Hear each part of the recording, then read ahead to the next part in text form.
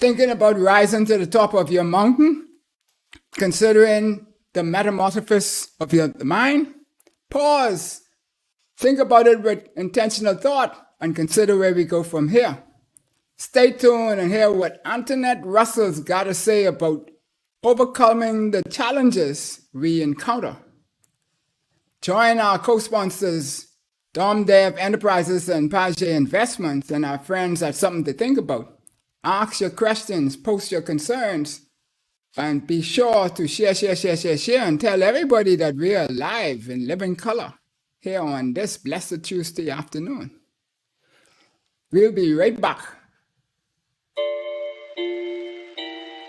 Something to Think About with Dale Happy Knowles.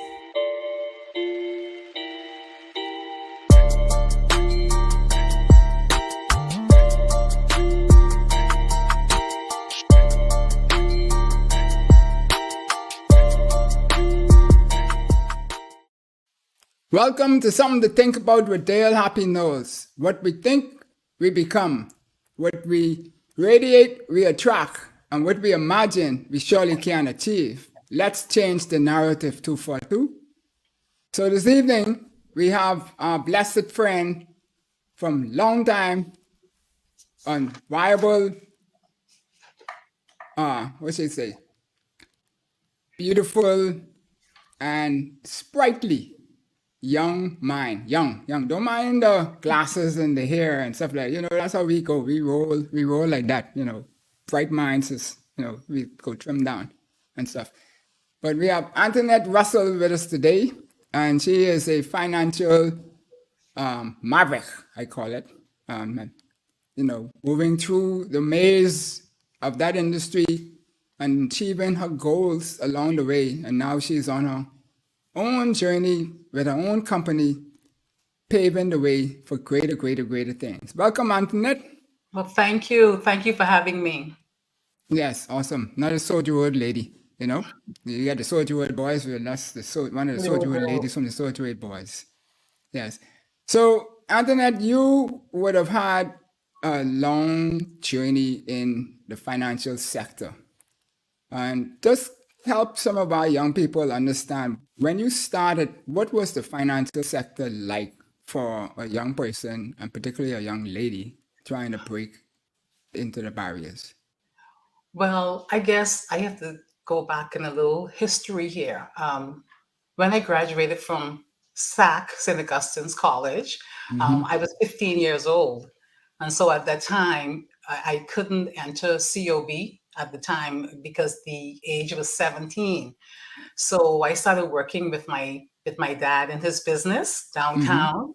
And I was the messenger, the girl Friday. And what was so interesting is that and she said, go to school and do shorthand. She says, because secretaries are well-paying jobs. No, why not? So I did that, but that there created a gold mine for me, because I then applied for a job with an offshore bank. Right. And I ended up working in my career for 3 offshore banks for the managing directors as their personal assistants. So that's how I got my exposure to the financial services sector. So that was very interesting, because working with the managing director, you're able to see, hear, and feel everything. You got an understanding of what was needed, that had to be done, how to service clients, what the expectation was. So that's where I started. So I started really, really early. And then I moved along, and 25 to 30 years later, I was able to secure a position as a managing director, as you know, up until the time I retired in 2020. Yes, retired. You see that, people? You can retire early, she was 15 when she started, and now she's 25, and so she's retired, and now on her own journey, on her own endeavors, and so forth. So, Antonio, welcome. Saw you posted up just now. I guess that's one of your cousins. That's my old boss. One of my cousins, one of my good cousins. Yeah. One of my support. Yeah. Awesome. So, Antolionette, I like to follow the man's word up from upstairs, right? And one of the things that's one of my favorite scriptures is Romans 12:2, which speaks to do not conform to this world, but be transformed by the renewing of your mind so that you may discern what is the will and of God, what is good and acceptable and perfect. And so we're talking about transformation now, because to go from out of high school to being an assistant all the way up to the chief, directing all of the traffic in our mighty financial sector. One of the and actually it's not a, I don't know if you could call it a name, but it's not a small firm either, where you were holding some clout. You know, if everybody could do that, well, everybody can do that, but I guess we don't do it because there's some reasons why we don't do it, and we want to touch into some of those reasons or some of those things that we need to do in order for people to be successful, to help particularly our youth understand that, okay, you might have talent, but there's some other things, some soft things that needs to be done in there. Yes, So yeah. so tell us a little bit about that. What promoted you, or what inspired you to want to get to the top? Well, I think you have to decide what are your goals? What do you want to do? Who do you want to be? And once you set your goals, you have to determine how you're going to achieve those goals. Because being a managing director doesn't mean running straight out of school, straight to the top. Right. And most importantly, you have to know that you cannot do it alone. So that would mean building relationships, creating a network, deciding exactly how you're going to get there. I'm so happy. If I want to be the managing director, I knew what they did, how But they, that was your goal initially, well, from day actually, one? Uh-huh. yeah, well, actually, not really, only as I learned more about the business, Right. I just said, this is something I want to do. I need to learn more about this. And so I intentionally, I did accounting, I did Right. bookkeeping, I did 2 years of law. And then I said, I can't be a lawyer. That's not for me. Because I worked in the firm with Sean McQueenie for a year and a half. And Right. so I got my taste of a little bit of the legal background. And I said, I can't do it. It's not for me. And then I decided, well, let me just try and just learn as much as I can about the corporate world. And then an opportunity presented itself for me in 1989. A big international law firm came to the Bahamas, and Mr. Lennox Payton from Lennox Payton and Co. Mr. Payton set me up for the interview, and he says, "Now, if you don't hire Tony," he called me Tony at the time. "If you don't hire Tony, I'm going to hire her." They gave me a key to 4 walls, and I built a team of 14.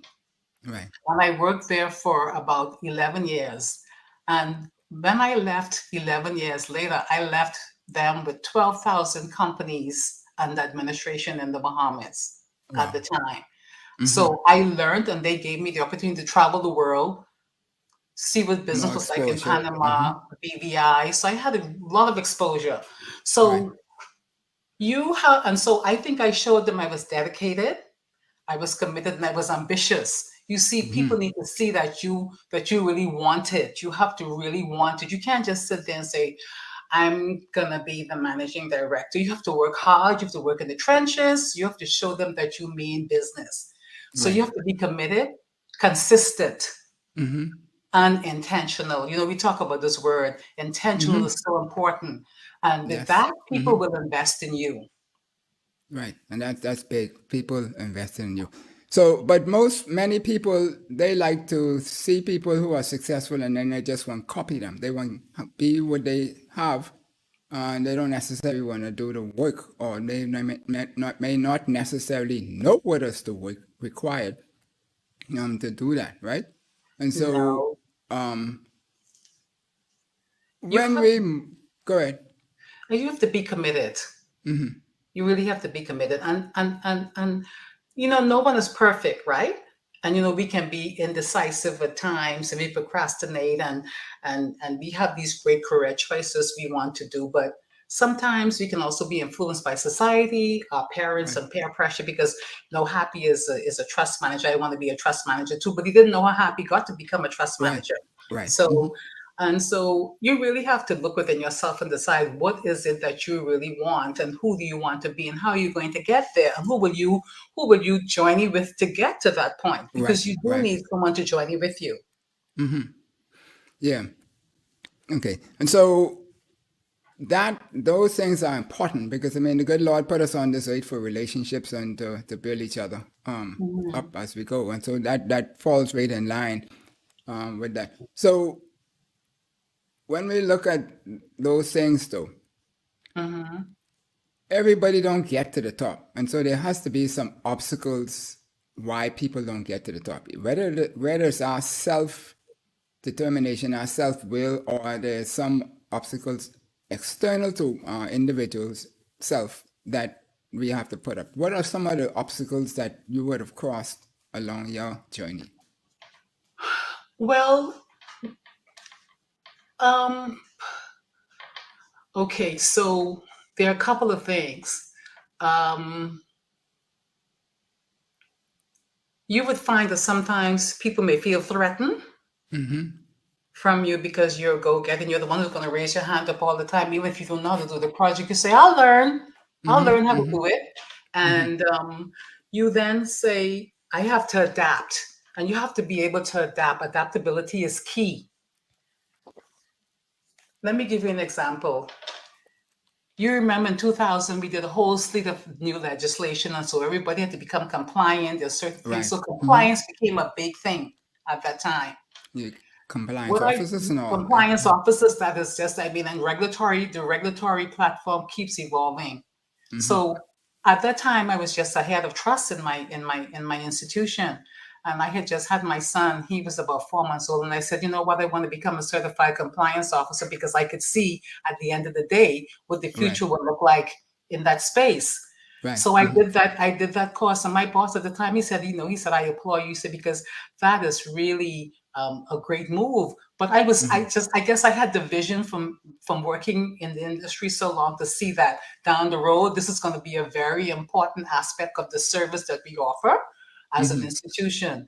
So some of the challenges would be adaptability, knowing when you need to shift, knowing when to ask for help, knowing whether you're in the right job, knowing when you need to upskill, because that's important too. You can't stay in the same zone and expect to move forward in your job or be considered for promotion. You have to demonstrate that you want to move on by showing that you're flexible. So you just mentioned a number of things, which is very powerful because you said you have to identify, and basically it boils down to discernment. So when did you identify that you needed to be able to identify these things? Because, a lot of us, we're moving along and we think we have our degree. If we have our degree or we know a couple of people and we see other people on the job slunking when we working hard and we figure we should be on the top and they're not on the top and they're moving, we're not moving. So I imagine in your journey, you would have moved slowly at a certain point and then you identify some things and then all of a sudden now it seemed like you went exponentially. At least that's how it seemed to me. Every year it looked like you was going to another level. Okay, so while education is important, over time, reputation outweighs academic qualifications. I'm say sorry. That again, please. Could you say that again, please? While education is important, over time, your reputation outweighs your academic credentials because you have to network. You have to build a nest egg of I call them cheerleaders, and people who will be in your corner. And you need to be a cheerleader to somebody else too, because just how we want people to cheerlead for us, we have to cheerlead for others. And so, having a degree doesn't mean anything. You have to build your reputation so that people could say, "Oh, that's Happy Nose. Oh, I know Happy. Or hey, that's Antoinette." Your reputation should precede you. Awesome. Well, that's a big thing, right? Because I mean, sometimes we have this training in the Bahamas where people say, "Don't worry about what other people think about you. Just worry about what you think about yourself." But there's a balance, right? Between credibility is important and integrity. And so before before you got this vision, or I don't want to call it an epiphany, but to say that you needed to do these type of things, what was your experience for success? How were you along your way? What was your exposure or your experience? My experience was good. Now I did have a boss who made me cry every day in a job because Cry? it was a cry, yes. Okay. So I don't want you to think it was always easy, Right. because sometimes too, when people for whatever reason want to be in control, you find that they can be difficult at times. And so I had to really build a strong back, and I Mm-hmm. had to get strong and be able to manage that. But I did have my days when I felt like I couldn't go another day in a particular job. But I held Mm-hmm. on to it. I had to find a mentor. I had to find people to talk to walk me through.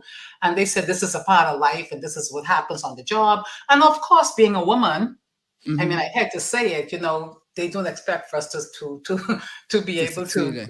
Mm-hmm. to survive that. So I think all that helped me to be the strong person that I am.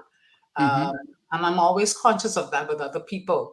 And I think one of the things that sometimes our managers do, and even leaders, if someone is going in the wrong direction, sometimes you need to find out why, Okay. and Mm-hmm. help them. Perhaps they need some professional coaching, executive coaching, or maybe some type of supervisory guidance. And Mm-hmm.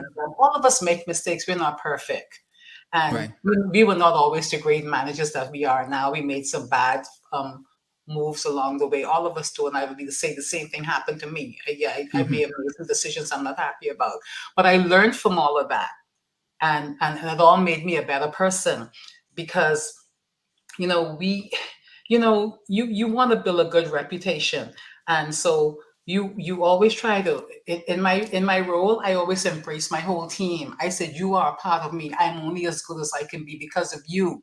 So I Right. welcome your feedback. I try to be as open as I can. If there's something wrong, I say, listen, this is not correct, we need to fix this, so how can I help you to correct this? Mm-hmm. Not pointing a finger or saying you're wrong, you shouldn't have done this. No. And even if it's something I need to speak one to one, if something Right. happened in the team meeting, I pull them aside. So, in a lot of ways, as we navigate on these leadership roles, we have to remember that we too were once behind reporting to someone else, and we want Mm-hmm. people to respect us. So, we have to respect them in Right. everything we do. So and so they were some of the challenges I may have had, but I overcame them, and I Mm-hmm. made it my point to make sure that in my trajectory and in my role as a leader, I pull people along and help them develop themselves to become, solid managers, or eventually even a managing director like me. Mm-hmm. Yeah. Well, you know, there's some serious stuff there because my next question was going to be how did you deal with the frustration? But I think the Shani Butler has a better way of putting it. She says, wow, what was your mental state having to deal with a manager like that every day? You know? It was difficult, but I managed. My husband at the time, I would call and say, I don't know if I could do it. He said, you need to do it. You're Mm-hmm. there. You need to stand tall and stand strong.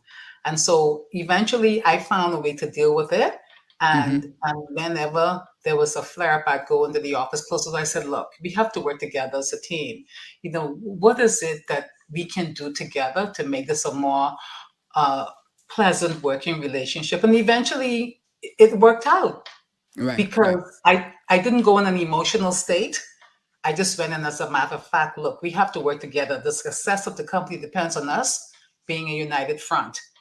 Right, I'm not here to take your job. I'm here to support you. I just need you to support me, because if you don't support me, my team won't support me. right. Mm-hmm. Yeah. But addition to that though, I mean, there are people out there who might not be from Soldier Road and be as strong as you, who have to build up to themselves. I mean, we're all born, and God created us all unique with our own skills and talents and stuff like that we have to unveil for ourselves. And so we have to get to those points along our journey, and no two journeys are the same. But Right. you would have had uh, at least the church family, intimate family members, and some close friends to help support you in terms of dealing with this type of issue, and so forth. Is how important is that for young people to Our build a relationship. network like that to support to help them along the way? Happy, one of the things I would always say and encourage. Yes, you have your church, your family, but get involved in a Rotary, a Kiwanis, these service Okay. organizations that exposes you to different levels of people because most of these organizations are about service. Right. So it exposes you to a different level of people. And also too, if you're in a particular career path, right? And you want, let's say you want to become a trust officer or an accountant, call a KPMG, call a EY and say, listen, my name is Antoinette Russell. I would like to become an accountant, but I'd like to talk to someone or a few people who can tell me how did they Right. get there? And tell me not just the good, tell me the bad, because I want Right. to know what I should expect. That- And in some ways, they would probably end up getting a mentor through that whole process and talking to everybody's experience is different. So if you talk to someone from KPMG, they may have a different story. You talk to someone from EY or Price Waterhouse, they may have a different story. So you just need to make sure that you surround yourself and get as much knowledge. Talk to as many people as you can because everybody has a story. So it's just a way of really exposing yourself and being open Right. to hearing how people have made it. You'd be surprised. Some of them they don't even start off wanting to be an accountant, but for some reason that was their trajectory. Right. Right. Yeah. Right. Well, we know a number of people look in the mirror who start out doing one thing and change and gone back and this and that. Anyway, that's a different story. So Stubbs is saying here, how important is it to take personal inventory on what you allow to influence your thinking and confidence in such a position, more over being a female? I don't stop you in my notes say because that's kind of where I was going. But anyway. So um how important, it's How very important is it? important to take a personal inventory because you don't want to act like a male, if you understand what I'm saying, because sometimes they say you you go up against these other colleagues or counterparties in this male mode. No, I think you have to be confident. You have to be able to show that you are strong. You have to be able to of course, your reputation has to be very stellar and integrity is important, and you have to demonstrate fairness. Right. And people will respect you if you do that. And you don't have to work so hard. And I never felt like anybody could influence my way of thinking. I just was fair, honest, and intentional in what I did. So based on what you just said now, it sounds then that your experience is that if, well, first of all, most, and particularly in the financial industry,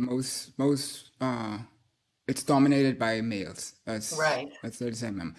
So your experience is that most of the men, if you come across being alpha male-ish like them, then they reject that big time. But if you become strong, feminine team player type scenario, not compromising integrity and all that kind of stuff, that I never would agree to that. But are you saying that young people should take on that mantra or consider that at least? Let me tell you that I'm going to backtrack. The financial services industry is predominantly women. It's women now?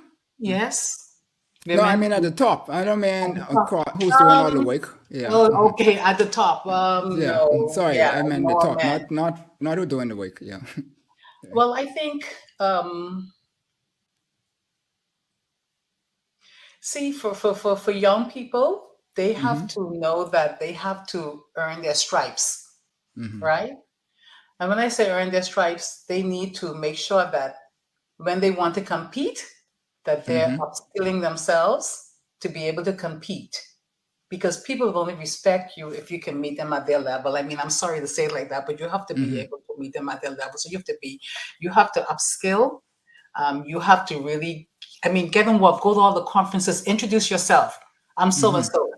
I may be a junior person now, but I may also be a senior person in 2 years. Right. But you need to network, build relationships, let people know who you are. Don't go into Right.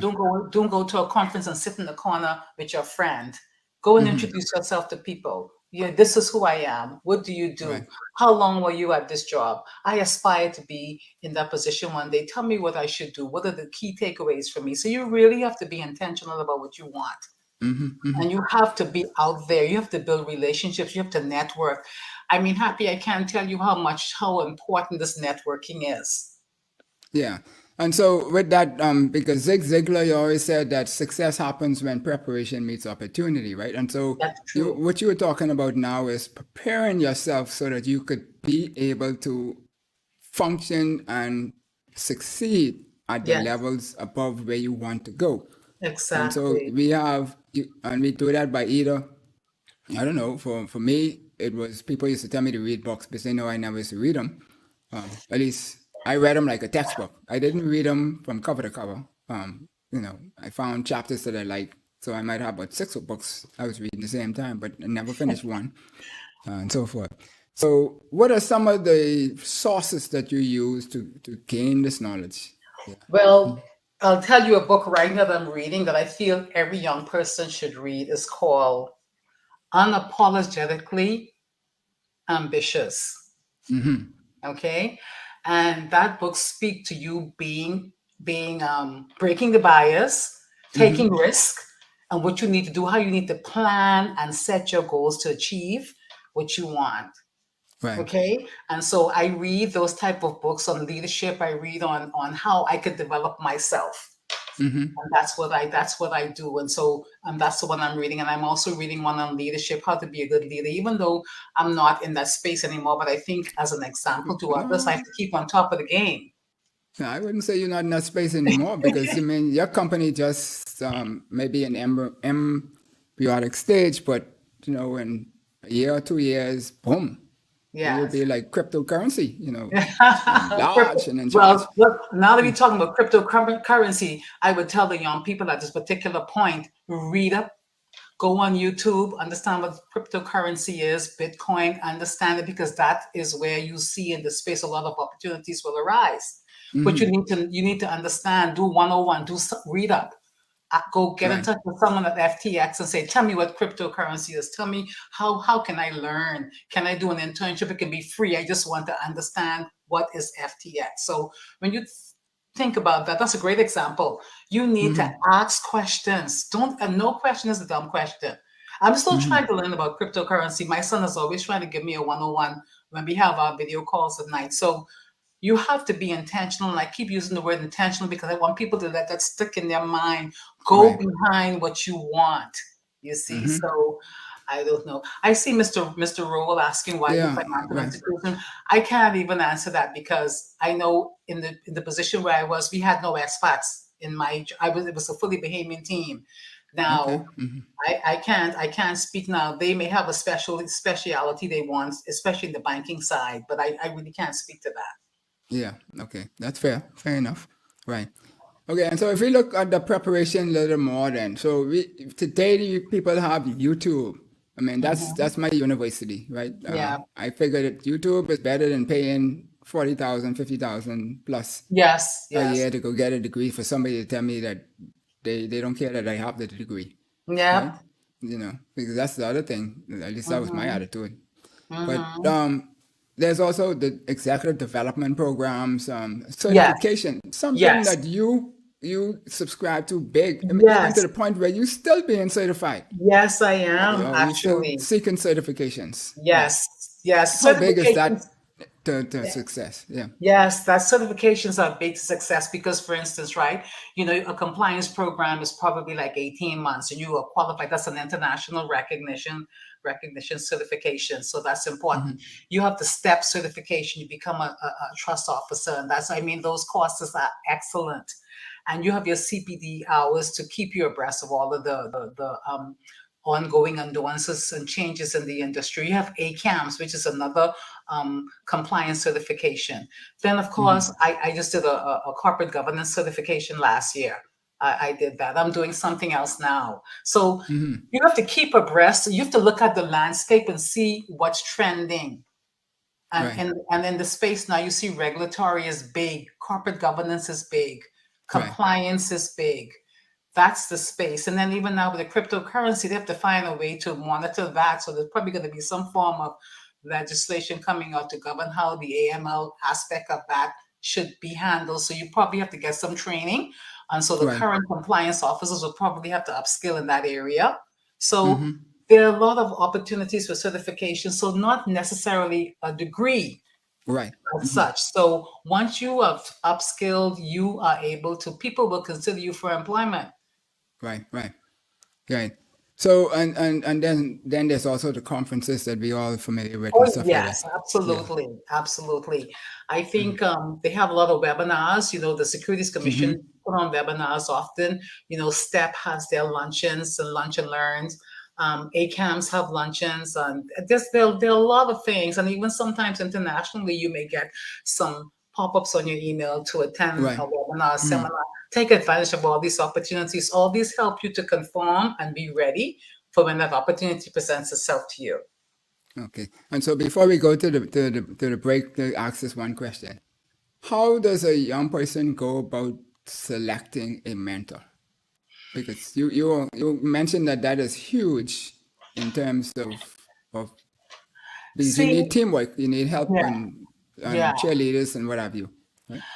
I think depending on what their career path, what they want to do, they can, and it doesn't have to be, because you're a male, it doesn't have to be a male. It can be a female, so you can choose and find someone who you sit with them, you reach out to them. I mean, someone reached out to me the other day to say, listen, I've been following you on LinkedIn and I like what I see. And I think you make a great mentor for me because I'm trying to decide who I want to be.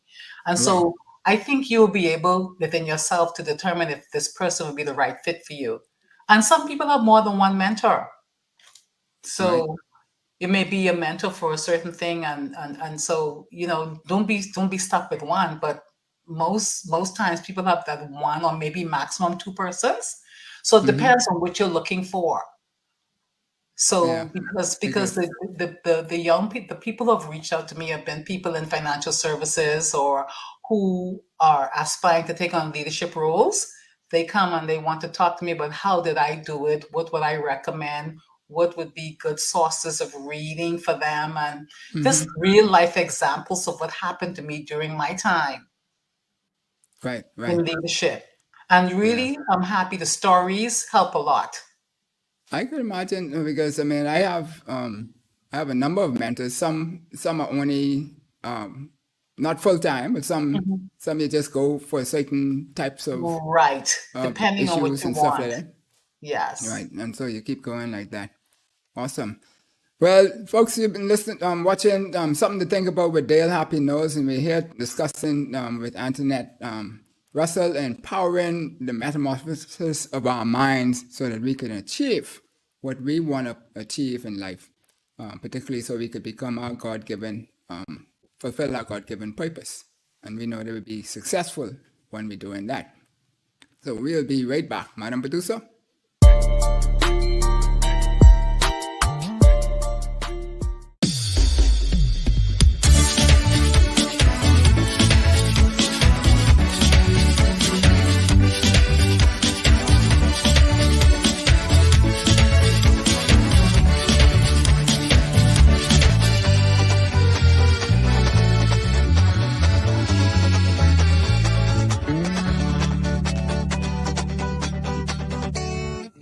Sammy's Chicken. There's nothing like it. Behind every scoop, lick, and savor is a smile and memory being made or reminisce. Whether you're at work, out with family on a Sunday, or have friends visiting, flavor will meet expectations in our 32-ounce container for only $10. If you're having a special event as well, exotic flavors ranging from soursop to Guinness, it's definitely worthwhile.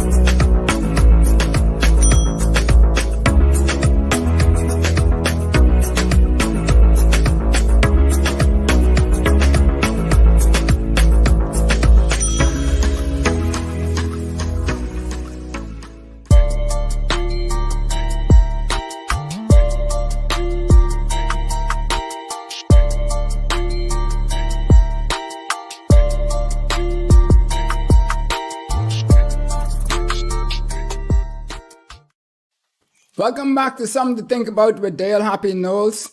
We're here this evening talking with Antolionette Russell about empowering the metamorphosis of our mind so that we could become as successful as we have the potential to be and achieve our goals and aspirations along the way so that we can live happy lives and free from stress as much as we can. Welcome back, Antolionette.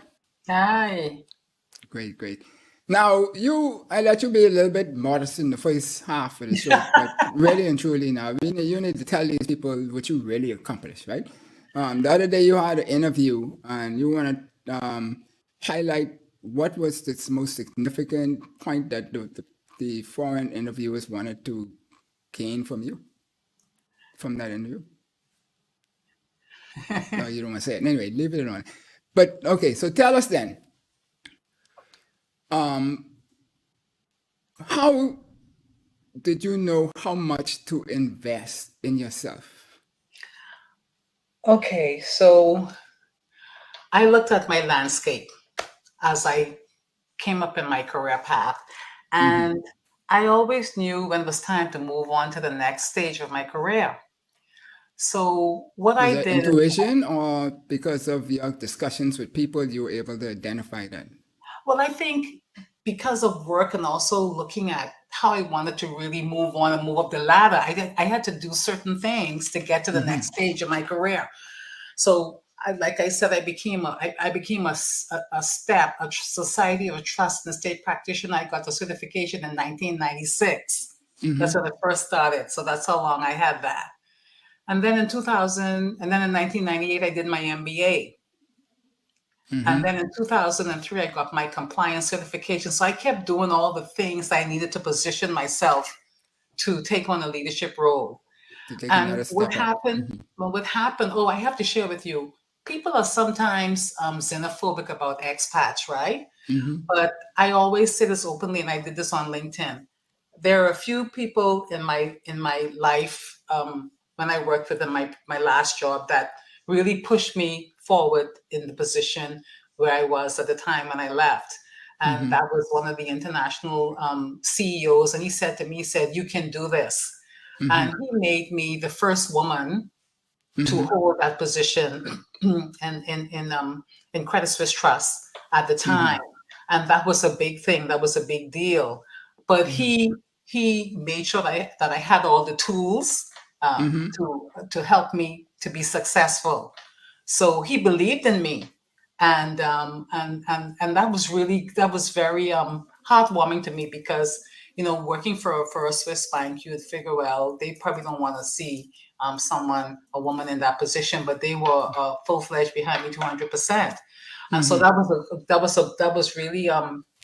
was really impressive, and that really made me really want to push hard and also represent women and the Bahamas, in that role. And so that was, and they were very supportive. So yes, there are people who feel, maybe expats, some of them have this xenophobic either with X facts, but I Right. could tell you that I mean, I had my challenges, yes, but Yeah. just working in the space. But for them, if not for him, I wouldn't have gotten the opportunity.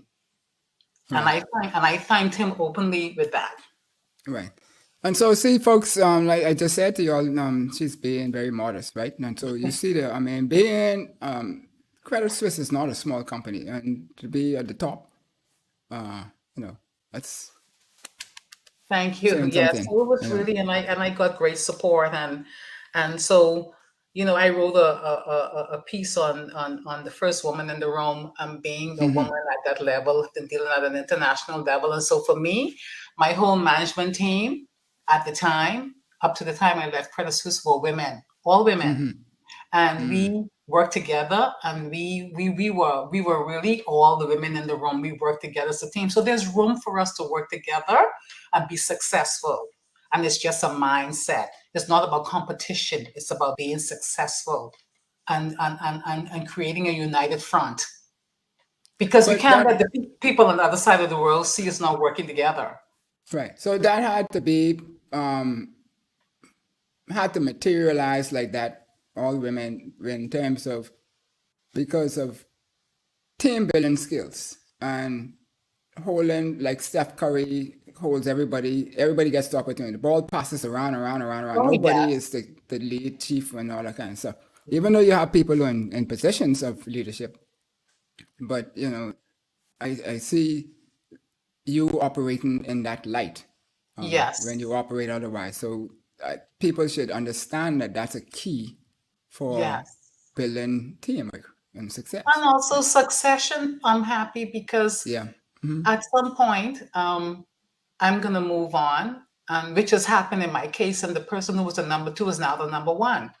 So that's the way it's supposed to be. You should never, you can't sit in that position forever. And you always have to make sure that you're laughing.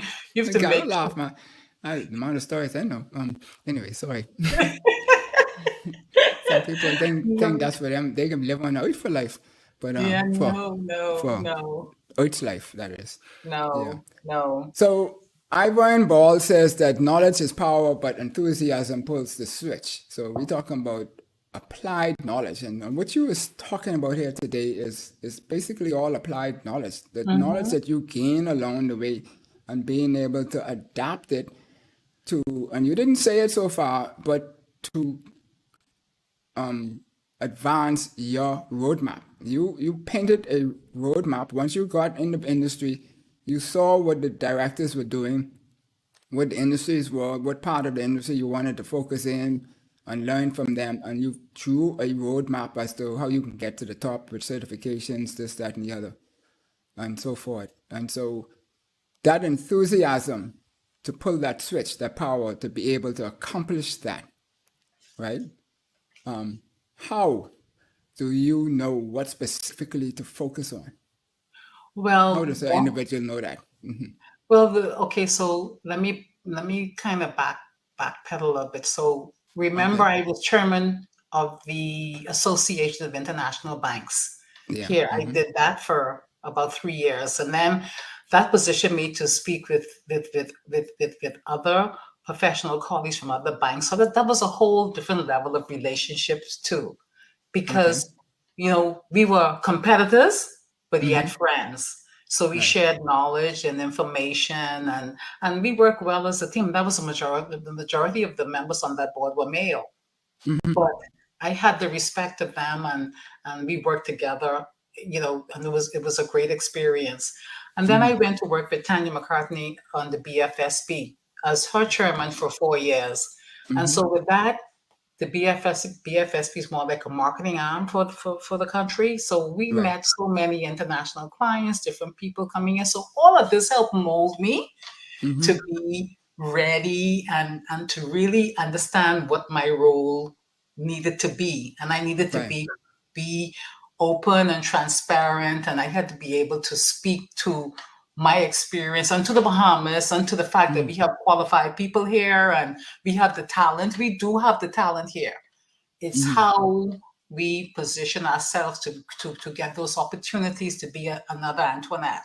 Right, right, right. And so on that same line, then mentorship, networking, building cheerleaders, all of that is vehicles for multiplying Yes, individual yeah, skills and talents. So yeah. how much do they multiply? So people would understand why they need to do these things. It multiplies because, see, your mentor may, in talking to you, your mentor may see something you don't see in yourself. Maybe there's a spark that needs to be pulled up. Maybe you need encouragement or a push, or they could refer you or help you determine how to get to the next steps. Right. Sometimes we know, but we're afraid to make that step. And sometimes that mentor or that person who we entrust with all of our fears and doubts Right. is able to help us navigate. And I don't think anybody can make it without a mentor. I at this point in my life, I do have mentors still, believe it or not, who I can call and speak to because I need it too. I'm Yeah. a mentor to many, but I have my mentors too, just like you for certain Yep. things. I speak to people if I need advice on my children or from a financial advice or work wise or business isn't coming fast enough. What do you think I need to do differently? So mentors, they're a necessity. You cannot Right. do it alone. You cannot do it alone. You Right. Right. cannot. You just answered the second question I had, whether you could have done this without mentors and cheerleaders and stuff. And a cheerleader to me is somebody who they know your talents, they know your skills, and they're gonna be out there Rooting for raising the you. pom poms and stuff like that to help Yes. you get to Yes. the next level. Whether it's opening a door for you and Yes. invite to somebody else you might not have an Yes. access to speak to somebody. Yes. It might be simple things like that. Hmm. Right. And so you're saying that these things are absolutely Yeah, they're necessity. necessary. They're necessity. You need it. You cannot do it alone. You need Right. it. So you've been very successful. I mean, there's people we rushing through this because as we speak, Antolionette has people waiting for her to come back to board meetings and stuff. But we want you to understand that yes, it's a journey to get there, but it's a systematic journey. And once we could Yes. follow these things, we could go there. But the question is success permanent? Because a lot of time we think that we get to some place and then it's just going to be there forever. Is that permanent? No. Success depends on the individual and their definition of success. In every stage of our career, the threshold of success will change according to our circumstances. You know that, right? Depending on our circumstances, success will change. So, whether employed by someone or owning your own business, you must be capable, you must be dedicated, and you must be ambitious. So, you will determine your Capable, success on those dedicated, three key ambitious. things. And so, That's my thought. and so when you say capable now, because when do we know that we have plateaued or we need to reinvent ourselves? Because when we say capable, if God put us everything in us when we were born that we need to be successful for His will and purpose, how do we know what else we need to do?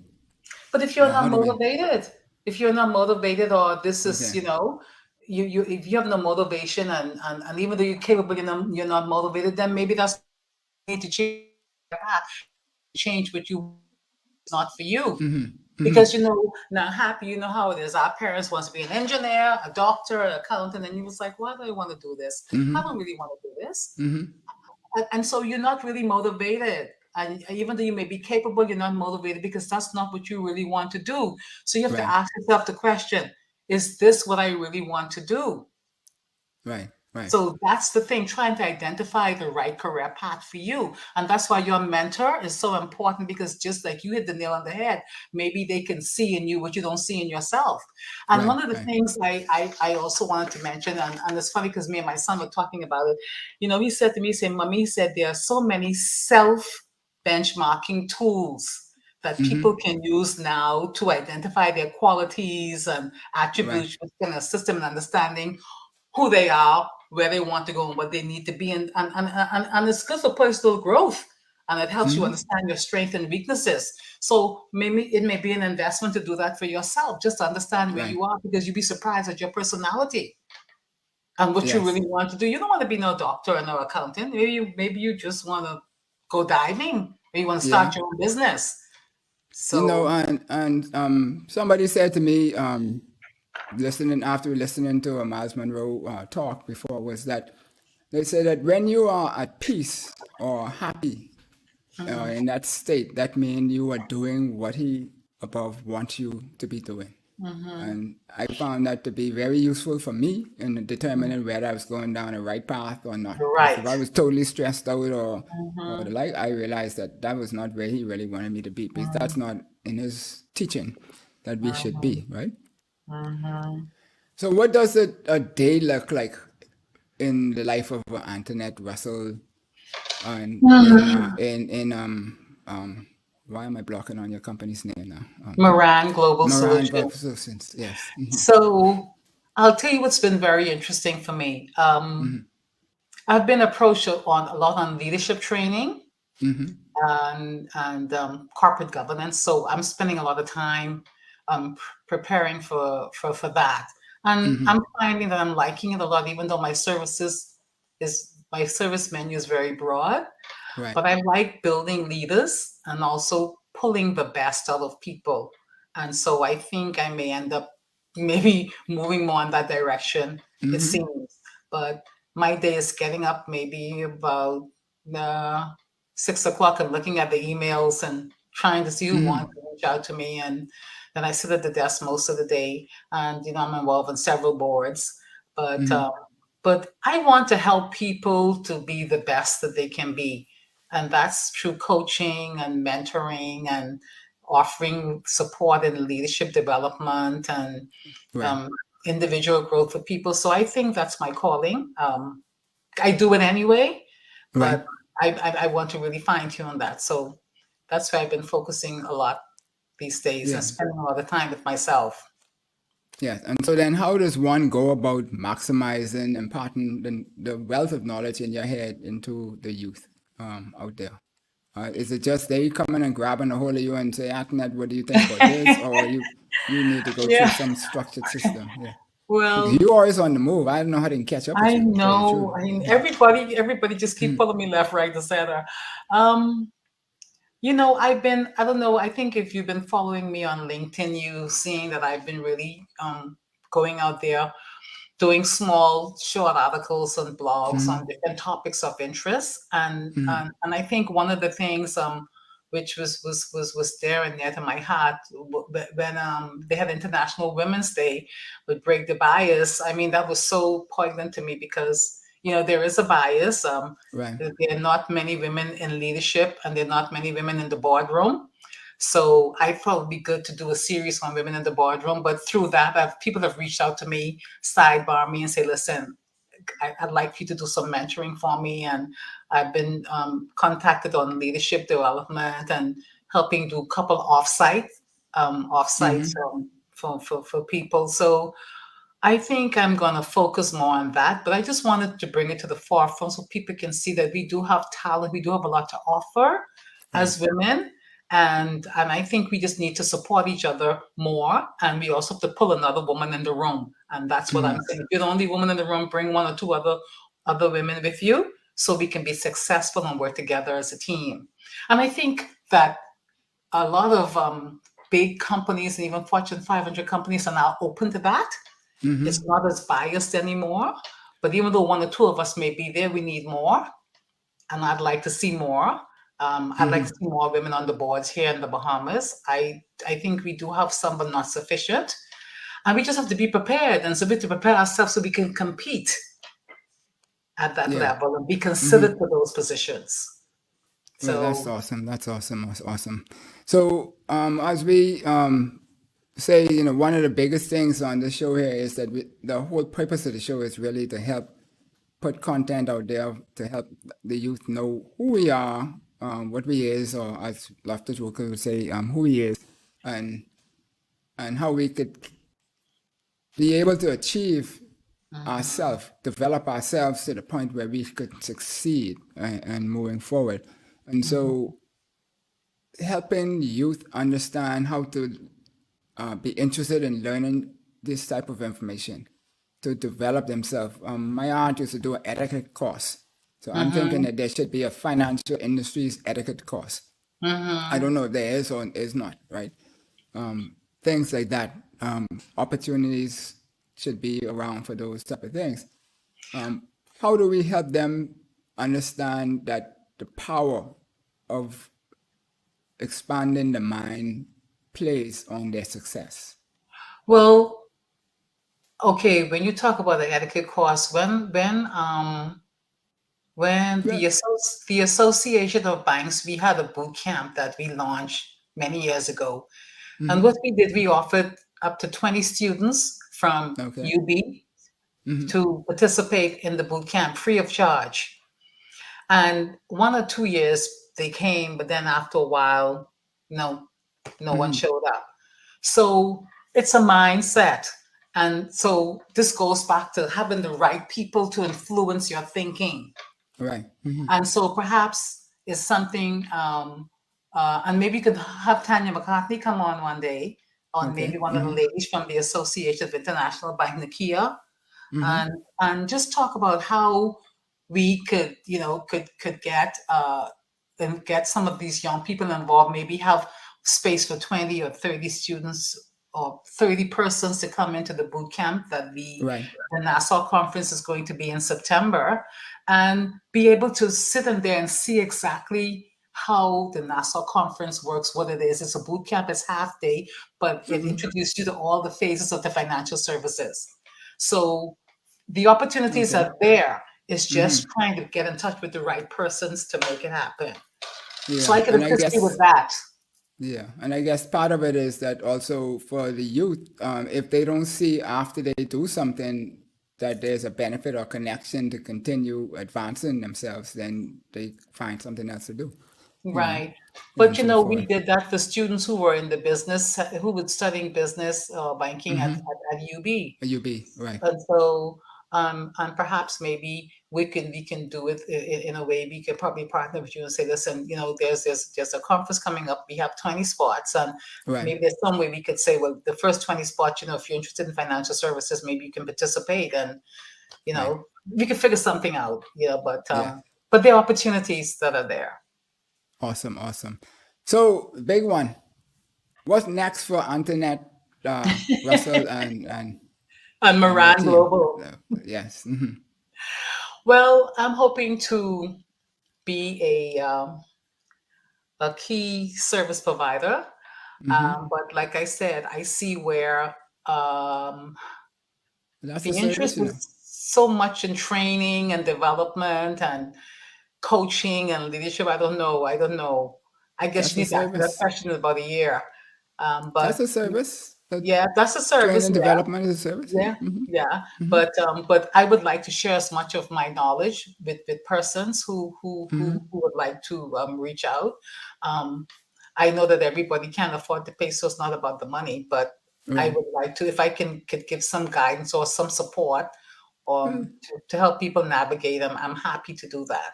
But I'd And like to I'm give sure. back as much as I can, because people gave to me and helped me to be who I am and where I am. But most importantly, keep reinforcing relationship building, networking. That's so important, because Right. things come full circle. Yeah. The same person you networked with 5 years ago may be the same person you meet in a job 5 years down the road. Right. But when you look at that too, to me, companies invest in what they want to invest in, right? And so to me, it makes sense for them to invest in people like yourselves to do the training and so forth, who knows the culture here, so that if they're working here, then it's best to work with people who know the culture and be able to develop the people here to do the job. So then their product and their company's product raises the lid to another level. Versus to always bring in or send people places where, they might be disconnected from our culture Well, and don't optimize the thing. I know there's good and bad and everything, but I'm just saying maybe more of the local training needs to happen. Go ahead. Well, we know most companies have a training budget, and they do hire a lot of locals to do it. Because even like Patrice Taylor, and we have Kim Right. Malcolm, and we have Simone Bo, with a lot of people who are in that space. So you find that people are doing more of that these days. But it's the soft skills and the leadership, and it's okay if you're going abroad to go learn something about the business or a specialty area. But when you talk about coaching, executive development, we do have the capacity here. Right, and that's what I'm saying. So yeah, there's training, and then there's the elite training, what I'm talking about at the level. The higher up you go in an organization, the less hard skills you need, and the more Yes. softer skills and intangibles come into play, because you're leading people more so than doing the actual hard work. That's true. So what would you like to tell the people out there? I asked you 1,000,001 questions. So, yeah. I would like to say, keep pushing, keep, training, keep networking, and opportunity, make yourself marketable. Opportunities are there. Find yourself a mentor, find yourself your cheerleader, and keep pushing, keep pushing. The sky has no limit. And don't be stuck with just one mentor, like we said, Happy. Just do whatever suits your fancy. For whatever reason you need someone to assist you, find that person.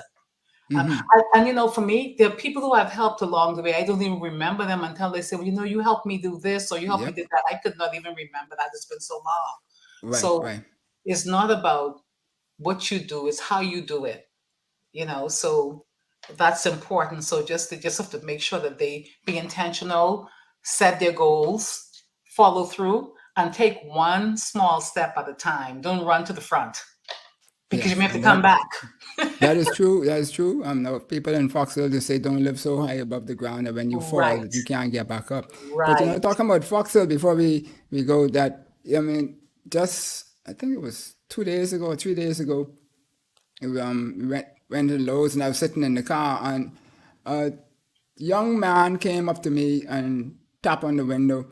He hadn't seen me from the time that he was in high school, and I was doing the youth director at St. Anne's Church, and he had to just come over and thank me for the time that I spent with them to help mentor them and bring them up and give them guidance and so forth. And so I think that is a story that speaks directly to what you were talking about now. Yes. When you just help people, Yes. it's gonna be beneficial. And he's a very successful businessman today. Yeah. He didn't go to university, but he still is Exactly. more successful than some people who've been to university. So That's what I'm saying. It's not about the education, it's about your reputation. And you right. always find time for people. Never be too busy to find time to have a word with someone, because that word may make a big difference in their lives. So Right, you have to right. always find time. And people know me, people who know me, that I'm always here. And I say that then openly on this forum, that if someone needs advice or some career guidance, I'm here to do And that. folks, don't give up trying to get a hold of Antolionette, because she's on the move. So you just got to keep moving to catch up. That's all. But once you catch up, everything is straight, right? And Antonio and Deloise and everybody out there, thank you all kindly for listening in. Thank you too. And so forth. And Antolionette, you yourself for sparing this time between your meetings. meetings, yeah. Doing your meetings. But anyway, I hope you don't get in trouble for it. But No, I have to support you. I appreciate you, and I thank you for having me on your show. I hope I was able to share some insight on who I am and where I came from, and who I would like to continue to be, and open and transparent, and helping as many people as I can in the financial world. Awesome. That's what it's all about. That's what we try to do, and so forth. So, Okay. folks out there, thank you kindly. Enjoy. And we'll see you next time. Watch more videos. Antolionette, have fun. Don't work too hard today. Okay? No. Okay. Thank you. We'll speak again. Take care. Yes. Okay. Bye-bye. Good. Madam Producer. Enjoyed the show? Then subscribe to us for more educational and inspirational content. Ring the bell so you never miss a show. Let's change the narrative 242